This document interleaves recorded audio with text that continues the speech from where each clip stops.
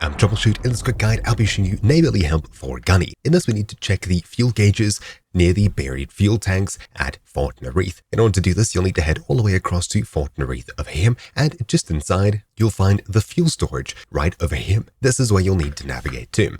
Of course, this area is very well guarded with very angry guards, as you probably know by now, so we'll head inside and get this done.